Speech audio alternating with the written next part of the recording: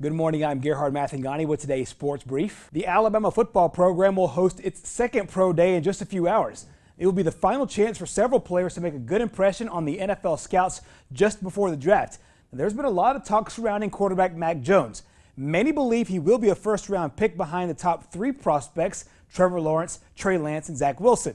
Jones is confident that his abilities will translate to the next level, and his former head coach agrees. This quarterback class is a really good class.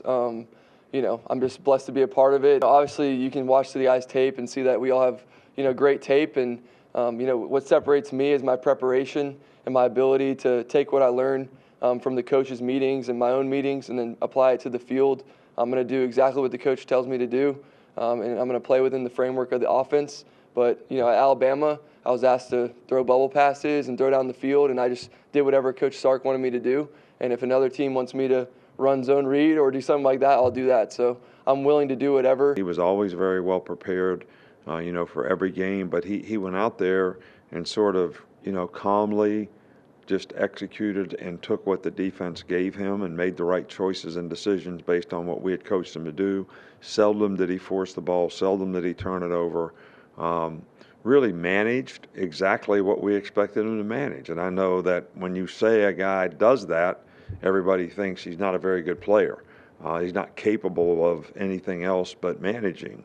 But to me, to be a good quarterback, you got to be a good manager. Then your ability to make plays sort of, goes from there.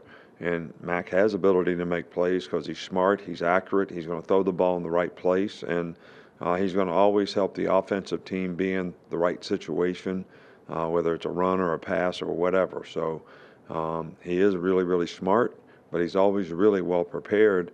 But I think he analyzes what's going to happen before it happens in terms of what the expectation is for him on that particular play, and he has a good visualization of what our players are doing and how the defense is going to react to it relative to what they do, and I think that's what helps his decision-making process so that he makes good choices and decisions. Meanwhile, the Tide defense is also expected to make a splash in the draft. Cornerback Patrick Surtain is widely considered to be a first-round pick and one of the top three corners in the draft. He believes playing around the talented offensive players at Alabama has improved his game.